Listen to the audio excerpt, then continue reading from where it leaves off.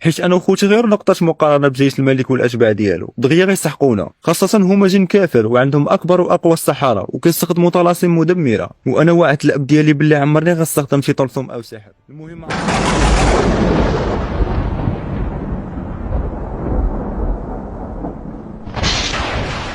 من بعد عدة محاولات من الملك شيغانسر باش الاب ديالي يرجع للمقام ديالو، ولكن الاب ديالي غيرفض رفض تام، والملك ما غيدوزهاش لي غير هكاك. قال لي عندي شروط باش نقبل الاعتزال ديال كسامليل ويسالي العهد اللي رابطنا، والشرط ديالي هو غناخذ بنتك جناح زوجة الابن ديالي جونيخ، ولكن الاب ديالي غيرفض رفض تام، لانه الا قررت انني نتزوج بالامير جونيخ غيخصني نكون بحالهم وندخل على الدين ديالي. الملك شيغانسر اختارني انا نكون زوجة الابن ديالو لانه انا آية من الجمال ومعروفه في قبيله غرمان بانني اميرة الجمال، والامراء كتزوجوا غير اللي من المستوى ديالهم، لانه انا ما خاصوش يتزوجني شي واحد اقل مني في الرتبه، حيت الاب ديالي كان الزعيم ديالهم والاسرار ديالهم كاملين عندنا، لذلك الزواج من شي حد اخر من غيرهم غيرفضوه كليا. لا انا لا بنات الرؤساء اللي الرتبه ديالهم بحال الاب ديالي. ومن بعد ما رفض الاب ديالي يتخلى على الاسلام ديالو، اتخذ الملك شيغانسر واحد القرار ورسل الاب ديالي 3 الرسائل قبل ما تبدا المعركه بيننا وبينهم. توصل الاب ديالي بالرسائل وحلهم. لقى الرساله الاولى مكتوب فيها تخلى على بنتك باش تنضم لينا، وحل الرساله الثانيه اللي مكتوب فيها ولا تخلى على دينك وترجع لينا، وحل الرساله الثالثه اللي فيها ولا تخلى على روحك وتنقص منا. الاب ديالي اختار الرساله الثالثه اللي مكتوب فيها انه يتخلى على روحه وينقص منا، اللي كتعني انه غيتقبل انهم يقتلوه وينقص من قبيله غرمان. عيط للاخ ديالي كندر وعطاه ديك الرساله الثالثه وقال لي هاك هذه وصلها للملك شيغانسر، وقول للملك باللي هذا هو القرار ديال الاب ديالي، قرار لا رجوع فيه. والاب ديالي اكد على خويا كندر انه باش ما يحلش الرساله. الاخ ديالي وعد الاب ديالي باش ما يحلش الرساله حتى يوصلها للملك. صافي انصرف الاخ ديالي بلا ما نشوفه، وانا في الوقت اللي كان الاب ديالي كيهضر مع كندر انا قررت نمشي نفتش على دوك جوج الرسائل اللي بقاو باش نقراهم، ومن بعد بزاف ديال التقليب لقيتهم وقريت الرساله الاولى والثانيه اللي بقاو. عرفت باللي الرساله الثالثه هي القرار ديال الاب ديالي وغيتخلى على حياته على قبلي وعلى قبل دينه. خرجت كنجري باش نلحق خويا كندر قبل ما يوصل الرساله للملك شيغانسر، ولكن الاب ديالي منعني. قلت لي علاش درتي فينا هكا علاش؟ قال لي درت هادشي على قبلكم، وعلى اي حال انا كبرت في العمر وما بقى لي والو نودع هاد الحياه بلا ما تقلقوا عليا. بقيت حداه وعنقته وانا كنبكي في حضنه، حيت من بعد الموت ديال الام ديالي كان هو السند ديالي الوحيد. المهم خد الاب ديالي صبعو وحطه فوق جبهتي باش يترسم واحد الوسام على شكل نقطه سوداء فوق جبهتي، وقال لي هذا وسام حمايه مني ليك باش ما تصابي بحتى شي ادم من شي جني او اللي يشدوا فيك شي طلاسم جنيه او سحر كيف ما كان. وقال لي بلي عنده وسام اخر ولكن متردد لمن غيعطي هذا الوسام من خوتي الذكور. الا عطيت هذا الوسام لشي واحد فيهم غيبقى الحال في الاخر، وانا ما كنفرقش بيناتهم. هادشي علاش غنخلي هذا الوسام الثاني عندك انت باش تختاري لمن غتعطيه ويكون شي واحد كيستاهل. المهم من بعد ساعات رجع الاخ ديالي كندر. قلت ليه واش فراسك باللي ديتي القرار ديال قتل الاب ديالك بيديك لذاك الملك الظالم؟ تكلم جناح بنبره صوت حزينه. المهم عبد الله كنتفكر هادشي كنحس براسي انا السبب، اصلا ما عرفت علاش كنعاود لك هاد التفاصيل. قلت ليها معليش الصراحه حسيت بالحزن من جهتها. سولتها واش الاب ديالك مات، قاطعتني قبل ما نكمل هضرتي. قالت لي جناح الاب ديالي تقتل مغدور باش يدافع على الاهل ديالو والدين ديالو.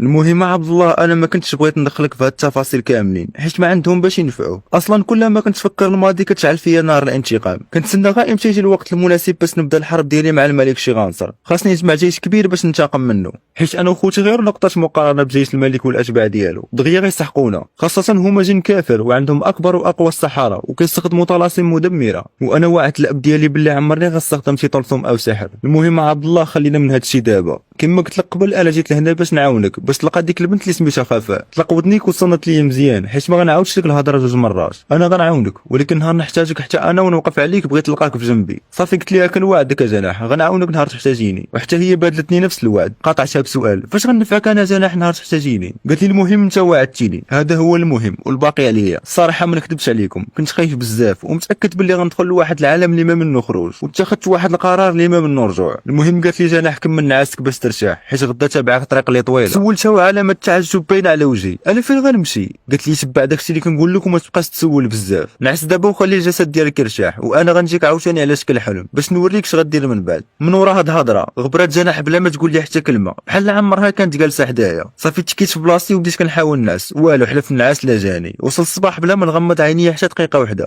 مشيت فطرت ورجعت لبيتي كنعيط خفاء خفاء عافاك خرجي راه ما دانيش النعاس باش تجيني في الحلم. قلتي تابعاني طريق طويله ما فهمت والو عافاك خرجي شرحي لي راني تلفت ما بقيتش عارف اش ندير. دازو دقائق وانا نتفكر باللي قالت لي من قبل باللي سميتها جناح. بديت كنعيط جناح جناح والو ما كاين حتى رد. طلبت من الام ديالي باش ما ديرش التقرقيب بزاف حيت محتاج النعاس. دخلت سديت عليا في البيت ودغيا جاني الناس حيت الليله د البارح كاع ما نعست فيها. المهم نعست تقريبا حتى لوقيته العصر، ضرباتني الفيقه حليت عينيا وبقيت متكي في بلاصتي حتى تحيدت مني الدوخه د النعاس. عاد عرفت باللي جناح جاتني في النعاس ديالي على شكل حلم وبديت كنرتب في الاحداث ديال داك الحلم. هاد المره الصوت ديالها بوحدو اللي جاني في الحلم ديالي بدون صوره. المهم معليش، المهم هي انها ما غدراتنيش ودارت بهضرتها. طلبات مني في داك الحلم انه في اللحظه اللي غنفيق فيها ونستوعب الحلم خاصني نتوجه للمحطه ونتسنى القطار اللي يخرج من المدينه ديالي مع غروب الشمس ديال هاد النهار نيت بالضبط. والا جاب الله وفاتني هاد القطار الخطه كامله غتفشل. وطلبات مني نركب في القطار اللي غيدخل المحطه مع الغروب بلا ما نعرف الوجهه ديالو، والمقعد ديالي في القطار خاصو يكون هو رقم 11. واكدت لي بلي هذا هو المقعد اللي خاصني نجلس فيه وما جلست في حتى بلاصه اخرى. والا جلست في المقعد 11 المقعد اللي بجنب اللي هو رقم 12 ما خاصني نخلي حتى واحد يجلس فيه حتى يجي واحد راجل في هاد الاوصاف هادي اللي هي عباره على راجل شارف لابس جلابه وحاط واحد العمامه فوق راسه. وباش نتاكد بلي هذا هو الراجل المقصود كي خاصني نقول ليه هاد السؤال اللي هو شكون صيفطك، وكي خاصو يجاوبني ويقول لي صاحبه الرؤيه جناح. من تما غنعرف هذا هو الراجل المقصود. من غير هاد السؤال ما خاصني نهضر معاه مازال بحتى حاجه.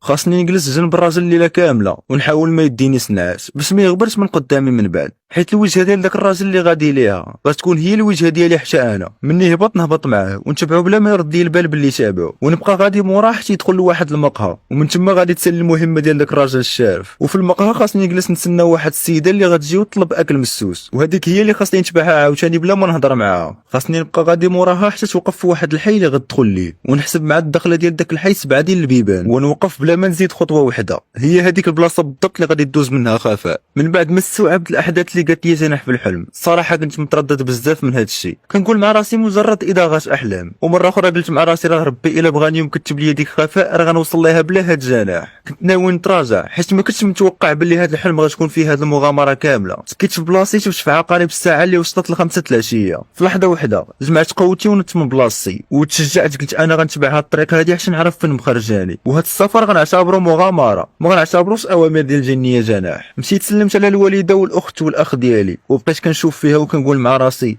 واش غنعاود نشوف كم مهمتي من بعد هاد السفيره ولا لا. صافي مشيت بدلت حوايجي وهزيت الساكادو ديالي درت فيه غير شي حوايج قلال بحال الشارجور وشي حاجه باش نبدل، والمذكره اللي قيدت فيها الاحداث والصفات ديال دوك الاشخاص اللي غنبقى تابعهم. صافي خرجت من الدار ومشيت لمحطه القطار وجلست كنتسنى الغروب وانا عارف راسي باللي غنمشي في واحد الطريق العالم الله المخرج ديالها. المهم بدات الشمس كتغرب والقطار ما بقى ليه والو يدخل. في اول لحظه بان لي القطار دخل مع المحطه نط من بلاصتي بالزربه. كنت بغيت انا اول واحد اللي يطلع للقطار باش المقعد رقم 11 ما ياخذو حتى واحد من غيري. دخلت بالزربه ومن حسن الحظ ديالي كنت انا اول واحد طلع للقطار. مشيت قاصد ديريكت المقعد رقم 11 وجلست فيه، والمقعد رقم 12 اللي حدايا حطيت فيه المتاع ديالي باش حتى واحد ما يجلس فيه حتى يجي داك الشيباني. بدا القطار كيعمر جا واحد الشاب تقريبا في العمر ديالي وراني الورقه وقال لي اسمح لي راه المقعد اللي جالس فيه ديالي. قلت ليه معليش راه القطار مازال ما عمر، شوف لك بلاصه اخرى. ولكن هو كان رافض، بغى داك المقعد بالضبط. حاولت معاه بجميع الطرق وتوسلته، ومن بعد نقاش طويل واخيرا قنعته، واخا هو كان مستغرب علاش انا مصر باش نجلس في داك المقعد بالضبط. مني قلت واخيرا قنعته وتهنيت منه. قال لي صافي خذ راحتك انا غنجلس حداك في داك المقعد رقم 12. والله يا ربي كيفاش غنتهنى من هاد المصيبه دابا. قلت لي راه هاد المقعد اللي حدايا عامر ديال واحد السيد غيجي من هنا لواحد شويه. جا السائق ديال داك القطار قال داك الشاب جلس انت بعدا، حشيتي داك الراجل وجلس في بلاصه اخرى. ولكن انا كنت رافض انني نخلي شي واحد يجلس في داك المقعد كيف ما قالت لي جناح في الحلم. دورت مع السائق وحول داك الشاب العنيد لبلاصه اخرى. صافي قلت واخيرا عمر القطار وتحرك، وانا بقيت متعجب باللي داك الراجل الشارف كاع ما جا. والصراحه كنت خايف لانه قلت مع راسي انا واحد الحماق ما كاينش بحالي. مني قررت نتبع الهلاويز ديال الحلم ديالي. واحد شويه حسيت بالقطار وقف وانا كنت كنتظر انه الشارف هو اللي غيكون طالع. والصراحه ما عرفتش علاش حسيت بالفرحه مني شفتو.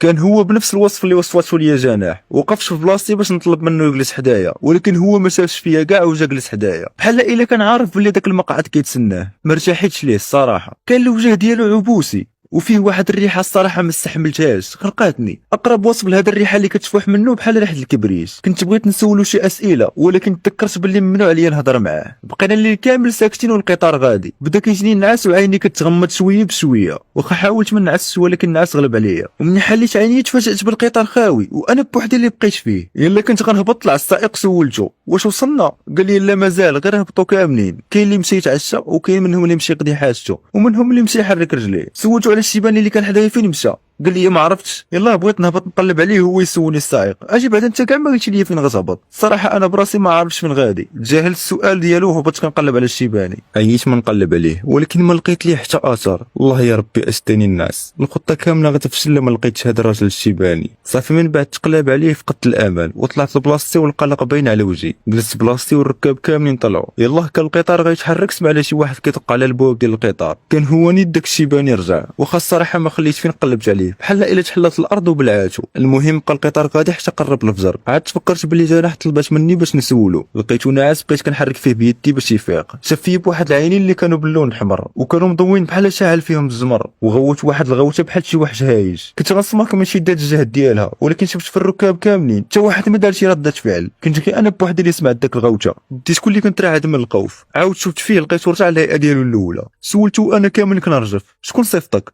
هاد المره جاوبني بصوت طفل صغير، صاحبه الرؤيه جناح. وسكت ما عاودش هضر. هنا تاكدت بلي كنتعامل مع الجن ماشي بنادم من الاساس. بقيت مره كنلوح النظر ديالي عليه، كنلقاه مره كيشوف فيا بابتسامه شريره ومره كيدير فيا نظرات الكره والغضب. صافي وقف القطار وهبط داك الراجل، بقيت تابعه من اللور بالجرة حيت كان كيمشي بواحد السرعه كبيره ماشي عاديه. غير وصل للمطعم وقفت لالتقط الانفاس ديالي، حيت الطريق كامله وانا تابعو كنجري بالجهد ديالي كله. دخلت للمطعم شفت داك الراجل الشارف داخل لواحد المرحاض، جلست فوق واحد الكرسي كنتسناه ولكن داز الساعه كامله وما خرجش، وانا الساعه كامله وعيني كانت على الباب ديال المرحاض. مشيت كنطق عليه، جا عندي السرباي ديال المطعم قال لي مالك كدق راه ما تخليه حتى واحد. قلت ليه لا راه دخل واحد الراجل. قال لي السرباي لا اصلا هذا الباب ديال هذا المرحاض راه عام وهو مسدود حيت كيسيل منه الماء وحنا مازال ما صلحناش. قال لي راه كاين مراحل في الجنب بلا بغيتي. ما رديتش عليه وبقيت مصدوم، ولكن كيفاش هذا الشيء؟ انا شفتو بعيني حتى دخل وانا ساهي وكنفكر. طاح التفكير ديالي الصوت ديال واحد المراه كتسول من المطعم واش كيديروا الماكله بالسوسه، وهنا غادي تبدا المهمه الثانيه. جلست خديت ليا ما ناكل حيت كان فيه المود ديال الجوع، وفي نفس الوقت كنتسنى ديك المراه تكمل ماكلتها باش نتبعها كيف ما قالت لي خافا. تسنيتها 3 ديال السوايع كاملين وهي كتاكل في نفس الماكله اللي محطوطه مني دخلات وكاع ما بغات تسالي. طبسيل مازال عامر بحال ما قاصتوش. هادشي غريب، ولكن قررت باش حتى حاجه ما تجيني غريبه من هاد الساعه حيت بديت كنتزر لواحد العالم ما كنعرف عليه والو. واخيرا بعد طول انتظار السيده كملات ماكلتها ونط باش تخرج. نط من بلاصتي باش نتبعها وبديت كنتمشى موراها حتى قرب صباطي يتقطع من كثرة ما تمشيت على واحد الارض مبلله حيت كانت الشتا كتصب تكرفص ديال بصح. بقيت مده طويله وانا تابعها تقريبا ما الدور حتى فات العصر وحنا غاديين وهي ما كدورش نهائيا لجهتي. الحمد لله موالف السبور وها هو نفع لي دابا. واخيرا السيده وقفت في الدخله ديال واحد الحي مضيق شويه وحتى انا بقيت واقف موراها كنتسنى اش غيوقع. سمعت واحد الصوت من ورايا عيط لي بسميتي. دورت وجهي ما لقيت حتى واحد، ومن رجعت نشوف في البلاصه اللي خليت فيها السيده ما لقيتهاش في بلاصتها.